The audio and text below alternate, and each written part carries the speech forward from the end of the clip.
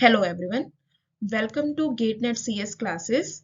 So today we are here with the part 3 of important practice questions of computer network for the aspirants of GateNet SET exam. We have already covered two parts in which we have discussed approximately 20 questions we have already discussed. So today we are having some more questions. So our first question is, a computer network uses polynomial over function for error checking. मतलब हमें एक message send करना है किसी network में. ये message है हमारे पास, this is the message, 8 bits का हमारे पास मैसेज है.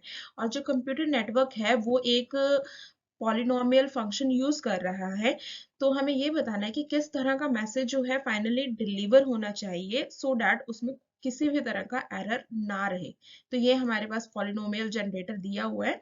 तो इस क्वेश्चन को, इस तरह के क्वेश्चन को हमें किस तरह से सॉल्व करना है.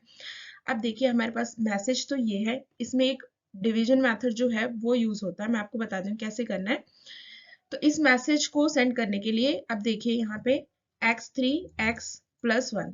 अब x की पावर 3, यहाँ पे मैंने 1 लगाया. यहाँ पे x की पावर 2 में कुछ भी नहीं दिया हुआ है तो we will take it as 0.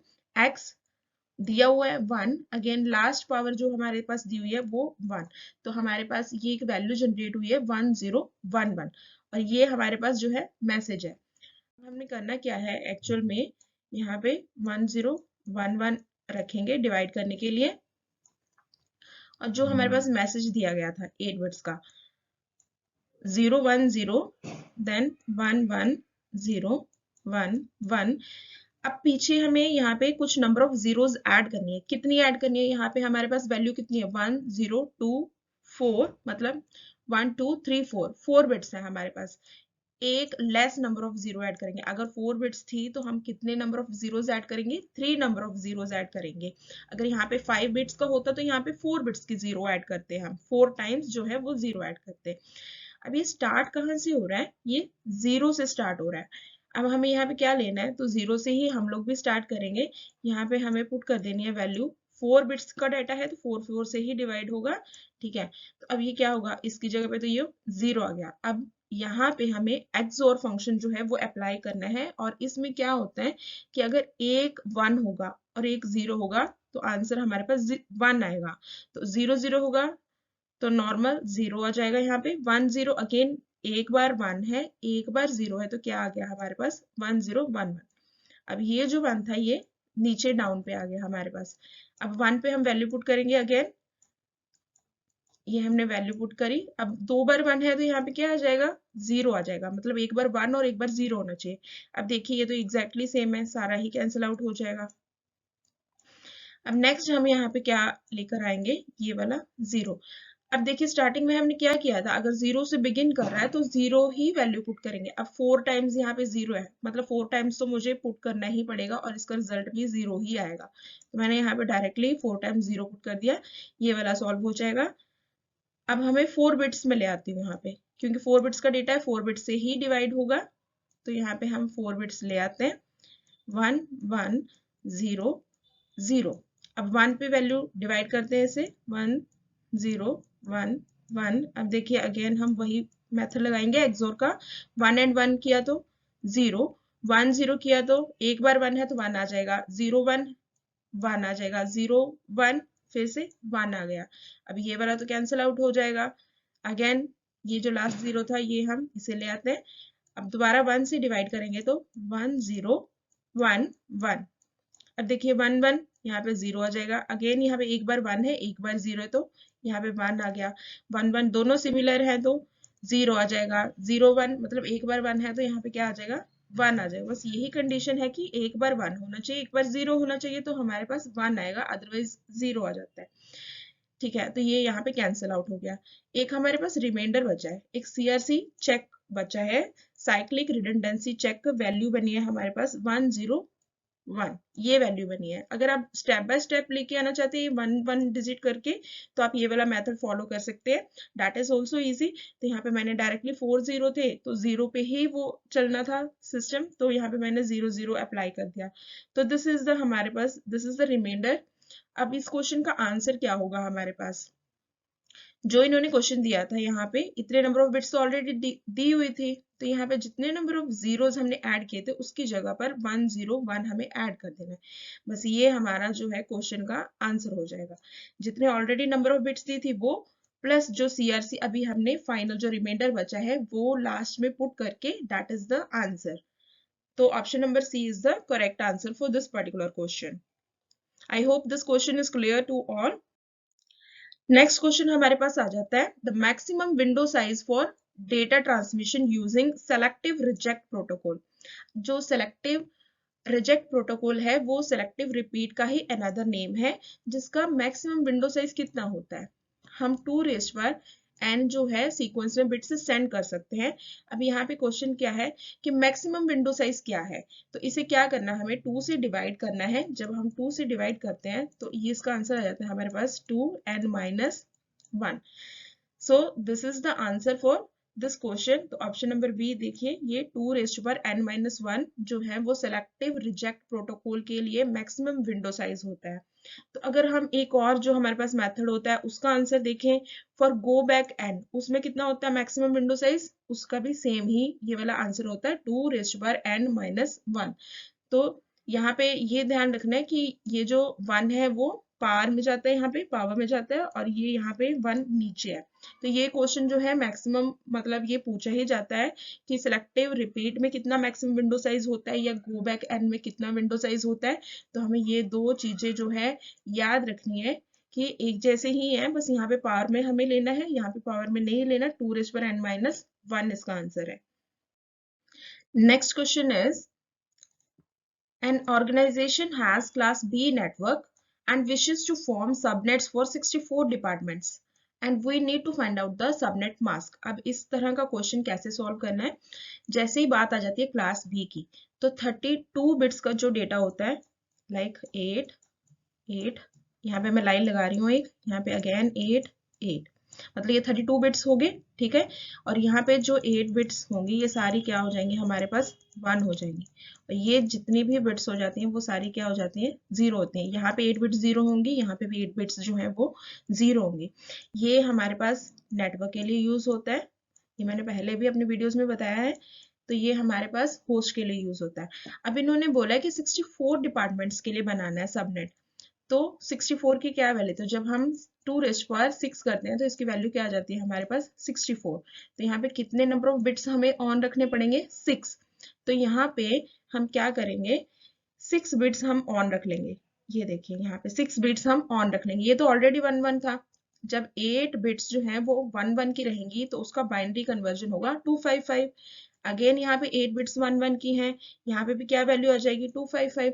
अब यहाँ पे 6 बिट्स ऑन रखनी है, 6 बिट्स जो है वो ऑन रखनी है 1 करके 6 टाइम्स हमने यहाँ पे ऑन रखा, देन 0 और ये जो इस साइड था वो ऑलरेडी 0 ही था, वो अगेन 0 ही है, ठीक है। तो अब हमें सिंपली अब करना क्या है, इसकी जगह पे बाइनरी कन्वर्जन कर देना है। तो बाइनरी कन्वर्जन इजी है, जैसे हम 8421 से करते हैं 16 32 64, इस तरह से जब हम पूरा कैलकुलेट कर लेंगे 128 पूरा कैलकुलेट करेंगे, जहां जहां पे 1 है बस उस वैल्यू को कन्वर्ट कर लेंगे तो हमारे पास वैल्यू क्या आ जाएगी 252 पॉइंट। ये ऑलरेडी 0 था तो इसकी वैल्यू यहाँ पे 0 ही आ जाएगी। तो हमारे पास इसका आंसर क्या हुआ, ऑप्शन नंबर डी जो है इसका करेक्ट आंसर है। बस इतना ध्यान रखना है कि कितने नंबर ऑफ डिपार्टमेंट्स में डिवाइड करना है हमें 2⁻6 मतलब 64 डिपार्टमेंट्स। बस 6 बिट्स यहाँ पे हमें ऑन रखनी है और इसका बाइनरी कन्वर्जन जो है वो परफॉर्म कर देना है। तो हमारे पास मतलब बाइनरी कन्वर्जन से डेसिमल में हमें परफॉर्म कर देना, तो we will get the answer. Next question is to guarantee correction up to t errors the minimum Hamming code distance d minimum in a block code must be। अब इसका answer क्या होगा कि जो हैमिंग कोड होता है उसमें Hamming जो डिस्टेंस होता है, दो फॉर्मूलाज हैं हमारे पास यहाँ पे। अगर तो डिटेक्ट करना है तो उसके लिए फॉर्मूला होता है t+1 एंड जब हमें करेक्शन करनी होती है हमें चाहिए होता है 2t+1। तो इन्होंने पूछा क्या है, इन्होंने पूछा करेक्शन के लिए, तो 2t+1 ये इसका आंसर हो गया। So let's move to the next question.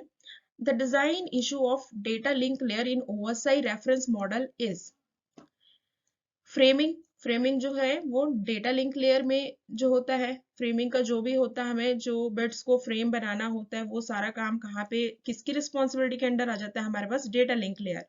जब हम बिट्स की बात करते हैं वो कहाँ पे होता है, फिजिकल लेयर में हम इन चीजों को डिस्कस करते हैं। और कनेक्शन वगैरह कहाँ पे करते हैं हम, ट्रांसपोर्ट लेयर में। तो ऑप्शन ए इसका करेक्ट आंसर है। तो यहाँ पे आप देख सकते हैं कि जो बिट्स में काम होता है वो कहाँ पे होता है, फिजिकल लेयर में। फ्रेम्स में कहाँ पे काम होता है, डेटा को फ्रेम्स में कहाँ पे कन्वर्ट कर देते हैं हम, डेटा लिंक लेयर में। जब पैकेट्स की बात आती है we normally talk about the network layer, and in case of segments क्या होता है हमारे पास, ट्रांसपोर्ट जो लेयर होती है, ट्रांसपोर्ट लेयर का फुल रिस्पॉन्सिबिलिटी रहता है। देन फाइनली जो मैसेज होता है वो किसकी रिस्पॉन्सिबिलिटी में आ जाता है, किस लेयर में ये अंडरस्टैंडिंग में फॉर्म होती है, एप्लीकेशन लेयर में हम हमेशा बात करते हैं मैसेज की फॉर्म में। So the next question is encryption and decryption जो है वो किसकी रिस्पॉन्सिबिलिटी है, कौन सी लेयर की रिस्पॉन्सिबिलिटी है।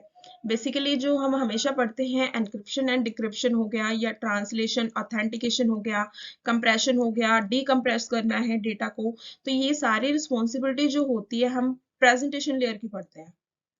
अब according to the options given यहाँ पे हमें कहीं पे भी प्रेजेंटेशन लेयर जो है वो नहीं दिया गया, तो we will go with option number C, application layer. बाकी जो ऑप्शंस हैं वो तो डायरेक्टली इनकरेक्ट हो जाते हैं, तो option number C is the correct answer, application layer.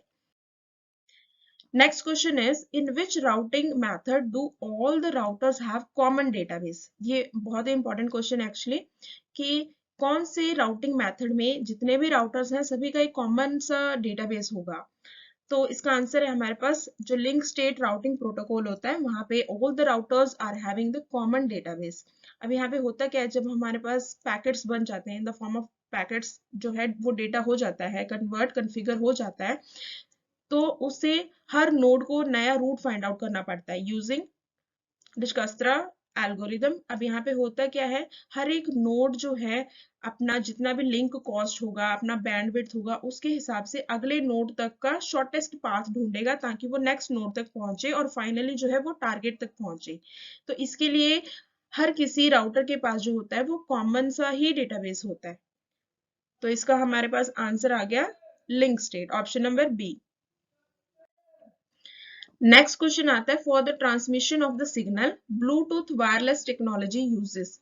अब ब्लूटूथ टेक्नोलॉजी हम यूज करते हैं for the transfer of data, तो इस केस में हमारे पास कौन सी टेक्निक यूज होती है for the transmission of signal. तो यहाँ पे यूज होता है हमारे पास टाइम डिवीजन डुप्लेक्स मेथड। तो ये हमें याद रखना है, टाइम डिवीजन डुप्लेक्स मेथड यहाँ पे यूज होता है। और यहाँ पे जो होता है ब्लूटूथ के केस में क्या होता है, बहुत ही लेस पावर यूज होती है, ठीक है। अगर हम इसे कंपेयर करें वाईफाई के साथ तो यहाँ पे तो बहुत less power and cost use होती है। प्लस एक और पॉइंट ये रहता है कि जैसे शॉर्ट डिस्टेंस में हम यूज कर रहे हैं तो ये हमारे लिए इसलिए भी हेल्पफुल रहता है कि ये रेडियो फ्रिक्वेंसीज को जो है वो एक मतलब एक डिवाइस से दूसरे डिवाइस तक शिफ्ट कर सकता है अगर उनकी पेयरिंग हो जाए तो, which prevents easy invasion. Invasion का बेसिकली मीनिंग होता है कि इंट्रूडर, मतलब अगर कोई डिस्टर्ब करना चाहता है नेटवर्क में आकर के तो वो यहाँ पे पॉसिबल नहीं रहता। लेस चांसेस रहते हैं कि जो थर्ड पर्सन है, थर्ड ऑपोजिट जो पर्सन है, थर्ड पार्टी है, वो इंट्रूड करे, कुछ भी खराब करे या डिस्ट्रॉय करे, वो यहाँ पे सीन कम रहता है। नेक्स्ट हमारा क्वेश्चन आता है which of the following switching technique is most suitable for interactive traffic. क्या सर्किट स्विचिंग के केस में ऐसा कुछ होगा, नहीं। सर्किट स्विचिंग में तो ऑलरेडी बहुत टाइम लगता है, पहले कॉन्फ़िगर करना पड़ता है कनेक्शन को, फिर डाटा को भेजा जाता है, ठीक है। तो बहुत ज़्यादा टाइम रहता है यहाँ पे, हमें कुछ इंटरेक्टिव ट्रैफिक वगैरह दिमाग में रख करके स्विचिंग टेक्निक जो है वो चूज करनी है। मैसेज स्विचिंग यूज होती है, नहीं। हमारे पास इस केस में कौन सी टेक्निक यूज होती है, पैकेट स्विचिंग की टेक्निक यूज होती है, ठीक है। जब हम बात करते हैं कि कुछ हैवी लोड है, बहुत सारा जो डेटा है वो हमें ट्रांसफर करना है और जो हमारे पास लिंक है उसे प्रॉपरली यूटिलाइज करना है, तो उस केस में हमेशा हम चूज करते हैं पैकेट स्विचिंग को, ठीक है। तो ये हमने यहाँ तक 29 क्वेश्चंस डिस्कस किए हैं।